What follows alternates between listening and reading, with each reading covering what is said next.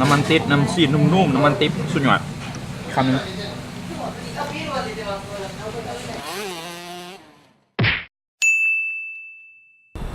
สบายดีเจอกับพวกเราเวลา2 แองตัวเลย7 แบรนด์ EP นี่เฮาสิพาไปกินราเมงที่เผ็ดที่สุดในโตเกียว ว้าวซื้อห้านว่าคาราชิบิมิโซะราเมงเข้าบะอีกก็คิบังบห้านนี้ถือว่าเป็นห้านที่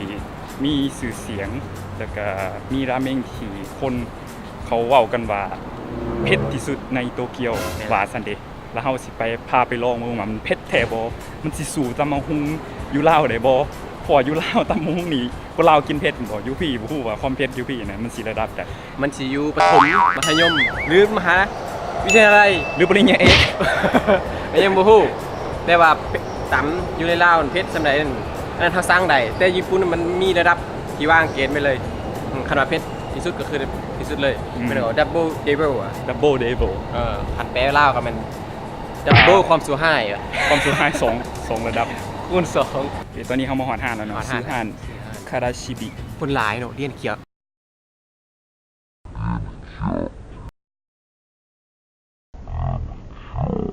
เรียนคิวมันเป็นฮอด10 คนเดี๋ยวจะให้เบิ่งแถว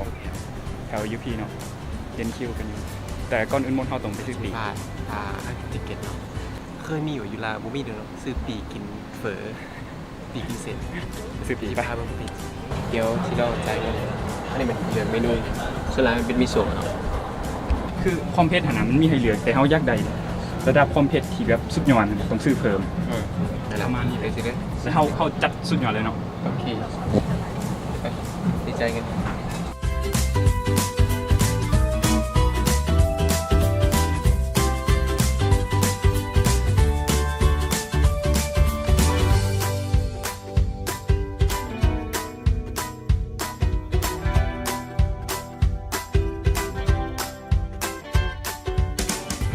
ตอนนี้ยังอยู่ห้าเลยสร้างไปแล้วทีเต็มแม็ก2 อย่างเผ็ด2 อย่างเนาะเผ็ดเปเปอร์กับเผ็ดมักเผ็ดนะเอาสั่งไปเต็มทั้ง2 อย่างเจสมาเวิร์กมันเผ็ดแท้โบสู่ตำบักหุ่งอยู่ลาวเลยเดี๋ยวสุปริญญาอยู่หาดตำมัวอะไรบ้างความเผ็ดเดี๋ยวสิถามเดี๋ยวหน้าตาจะไม่ได้ดีเลย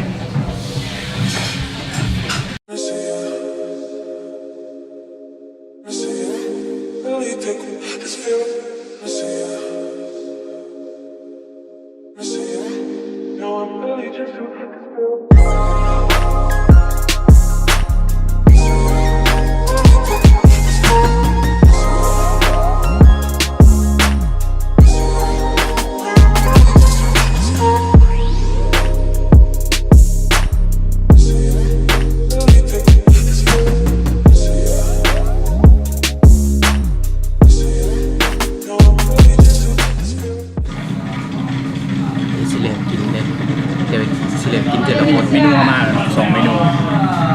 อันนี้เป็นเมนูผักซี่ป่ะผักซี่อันนี้จะเป็นสิ้นหมูมาเบิ้งมันจะเป็นสันหอมผักซี่เลยเดี๋ยวผักซี่มันสุกก่อนมันจะเป็นเพื่ออะไรกันตอนนี้เข้มข้นนะครับ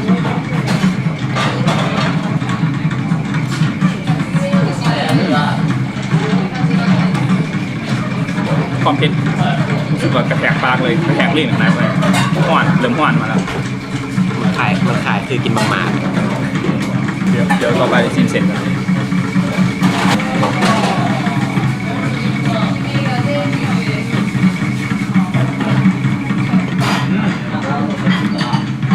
เต็มคุณมันหอมมันมาๆเลยหอมมากๆกินมากๆเต็มๆเหมือนกันนัวคูมามิโอ้เติมมาแล้วอย่าลืมไปราเมงญี่ปุ่นอ่ะมันโบสมัครแต่ยังใดเนี่ยความหมายเพิ่มรสบ่ได้คือยูเฟอร์อยู่ลาวอย่ารสสมบ่หรือว่ารสยังกระยาเขาแต่ยังใดแต่ว่าตัวนี้เขากำหนดไว้เหตุแล้วความเผ็ดซ้ำนี่คือว่าเผ็ดหลาย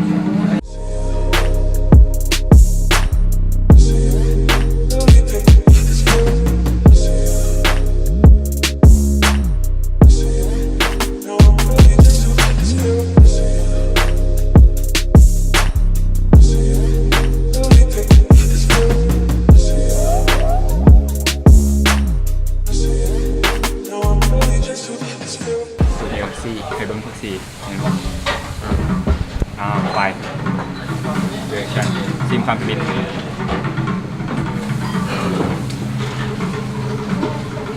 โอ้ขอไปแล้วเฮ้ยเดี๋ยวรสชาติมันเป็นอะไรทานเนี่ย ข้าวหอมปลอมเนาะเวลากินกับมะเพ็ดนะมันจะได้คล้ายคือเจลนะเจลหอมปลอม เกี๊ยวหอมปอม คือเด็ดเลยนิดหน่อย รสชาติดิ แซ่บ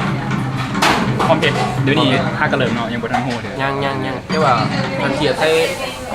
ราเมงทั่วไปเผ็ดขนาดเผ็ด ถ้าเทียบกับอาหารญี่ปุ่นถือว่าตัวนี้ถือว่าเผ็ดหลายแหละ อืม ตอนนี้เนาะทานไปประมาณ10 นาทีรู้สึกว่าความเผ็ดเริ่มมาแล้วเดี๋ยวเบิ่งให้เบิ่งเส้นไกลๆนี่ตัวนี้เนาะเส้นเนาะโอ้สุดยอดเลยเดี๋ยวสิเผ็ดเดี๋ยวเบิ่งว่าความเผ็ดมันเป็นน้ำแสงเลยให้มันเหลืองๆนะความจริงเลยเนี่ยแดงขนาดสังเกตบนปากอะสุดแดงเลยเผ็ด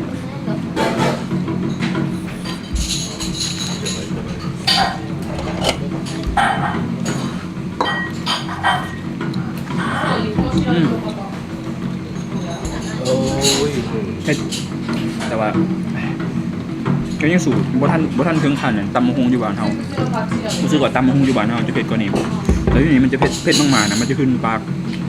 หวานๆขึ้นปากเนี่ย แคน มันแคลนลงออกหมากมันแคลน เผ็ดเดี๋ยวกินได้เป็นแซ่บเลย เผ็ดやばいやばい集中できない笑っちゃうもうだらけ สาวอยู่กลางน้ำดีมีความหวานพอดีเอ็นพนักงานเสิร์ฟพอดีเห็นเอาเผ็ดแห้งจะเอาขนมอมมาเผ็ดแบบนี้นะเสือบอกแบบเขากินเจ้าหอมนะเจ้าหอมปลอมและทาบุเรมักเจ้านะรสชาติกันเลยถือส่วนกินเจ้าแล้วแล้วเส้นมาผสมเลยกิน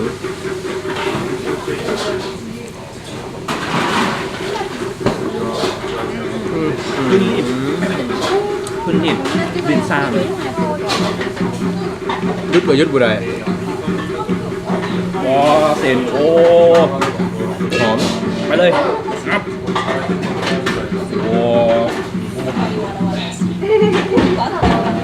แบบมันเผ็ดได้แต่ว่าลึกบ่ได้ ตำมะฮงก็เดี๋ยว คนญี่ปุ่นอยู่ข้างๆเดี๋ยวนี้กินนะเพื่ออะไรมันต่างอย่างนี้กินเผ็ดอยู่ในเครื่องบ่ได้ ここ強制はしたいなเผ็ด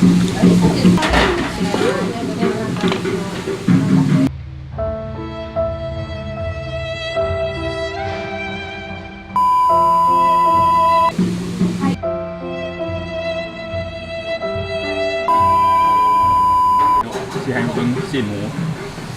ความเปื่อยของมันอ่ะเบิ้งชิ้นหมูเนี่ยอ๋อความเปื่อยสกินให้เบิ้ง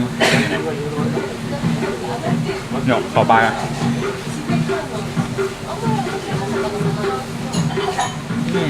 ตกแย่ปันคนไทยมา โอ้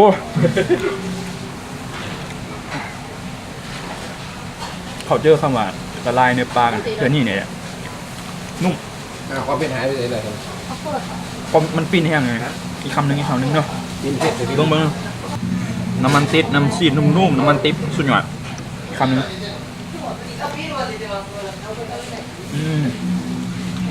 สูตรไหม ปิ้น สูตรเส้นไหม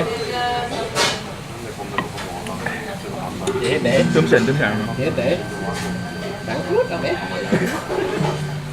วิธีการซูปฝึกมาแล้วอ่ะ อย่าหาวนะโอ้อย่านะ เผ็ดแห้งซูปเบื่อเลย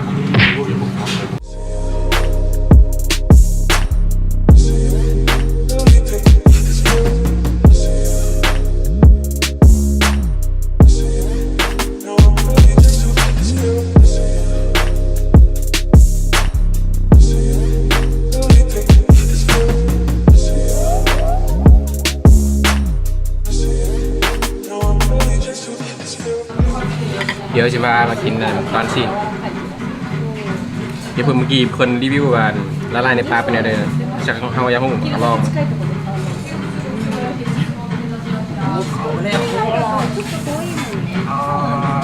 สุด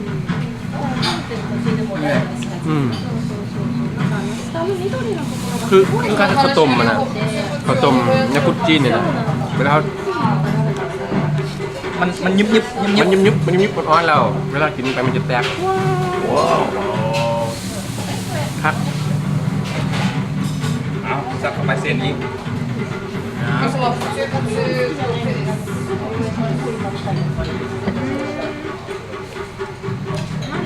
ตอนนี้เราดิ้นทุกสุดเพราะว่าแล้วมีความรู้สึกเลยแหละแต่ป้ากันจะเบอร์นึงเนี่ยคนป้าเบอร์มีแต่แขวเดียวเฮ้ยผมไม่เอาบางแดงบางกลไกโอ้ยกดลิงซะความพีคของการกินเนี่ยกินราเมงตัวนี้เนี่ยแมนสิ้นหมูตอนเขากินสุดท้ายนะฟินหลายตอนนี้ไงเบื้องเด็ดสิ้นหมูดิโว้ความมันนุ่มเนี่ย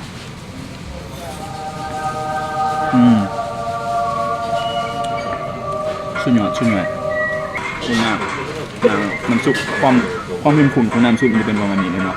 อยากให้ดมความเข้มข้นของน้ำแท้ๆไม่บอกจะมีความเข้มข้นของน้ำซุปแต่ข้าเขาเปียกอยู่บ้านเฮาเลยอีกอย่างนึงที่เฮ็ดให้เขากินได้อารมณ์เป็นเสียงกลองเลยน่าจะได้ยินอยู่เนาะแบบกินไปได้อารมณ์ขนาด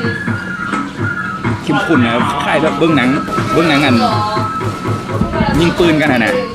มันความแอคชั่นแห้งเลยบวกกับกินอาหารเผ็ดๆอีกสุดยอดแนวสิ้นหมู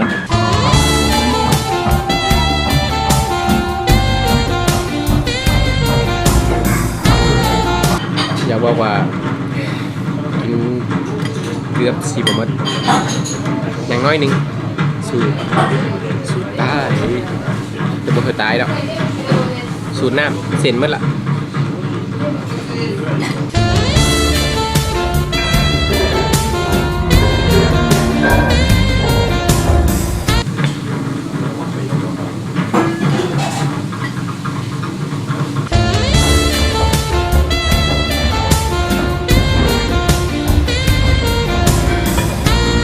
โชคดีที่ว่าเกิดอยู่ลาวมากินเผ็ดแต่น้อยมาเจออาหารแบบนี้ก็คือว่าก็ธรรมดาอยู่แต่มันบ่ได้กินเผ็ดมาประมาณ5-6 เดือนละมาเจอบาทเดียวนี่มันก็จุกหน่อยนึงเบิ่งหมอกลางๆกินนี่มันสิบุเรือนั่นน้ำมันสูตรละ ถังนั่นน่ะ รุ่นนั่นล่ะ ว่ะสู่ซนสำเร็จแล้วหลังจากสู่ซนมาเนาะสุดท้ายก็สำเร็จนี่คือคำสุดท้ายเห็นบอกเกี่ยงเลยคำสุดท้ายสำเร็จ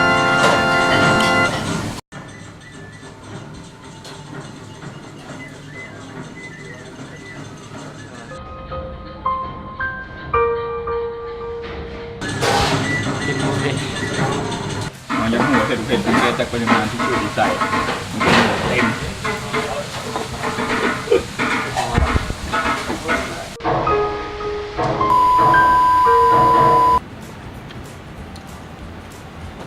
โอเคเนาะ สวย สังเกตน่าจะมันเห็นอยู่ปากแดงอยู่เนื้อห้านี่ มันเบลอ คนยืนต่อแถวเลยอยู่นี่เผ็ดแต่ว่ามันหายไปบ้างเนี่ยบุคือเผ็ดตำมะฮุงเผ็ดตำมะฮุงเหมือนเผ็ดจังมันเผ็ดแท้ๆมันจะอยู่โดน แล้วความเผ็ดนะมันบ่ได้กระทบกระทั่งแต่ปากเลยกระทบกระทั่งกระท้อง เดี๋ยวนี้มันคือความท้องนะ ข้อนท้องมันก็กินเหล้าขาวแบบกึ๊กแบบเผ็ดเอาแล้วนี่ตำเจียวเดี๋ยวใส่ผักหอมปอมหลายๆแต่กินเลยไม่ต้องเซ่อหยังอันนั้นแหละสิวสึกได้นะ ฟิลประมาณนั้นเลยแต่มันก็มีเครื่องเทศมีอย่างหลายอย่างเลยรสชาติมันคือว่าแซ่บแล้วก็ได้ความร้อนแห้งเทียบกับอาหารญี่ปุ่นทั่วไปมันจะรสชาติบุค่อยร้อนแห้งขนาดมัน รสชาติมันจะบ่มีอีหยังหลากหลายประมาณนี้ แต่ว่าตัวนี้นี่แนะนำอยากให้มาลองซื้อห้านว่าคาราชิบิมิโซะราเมงมาลองได้เนาะ ปากบ่ออกเลยเนาะแต่ข้างหน้าสิพาไปกินตัวหนึงที่เผ็ดกว่านี้น้อยหนึง อันนั้นมัน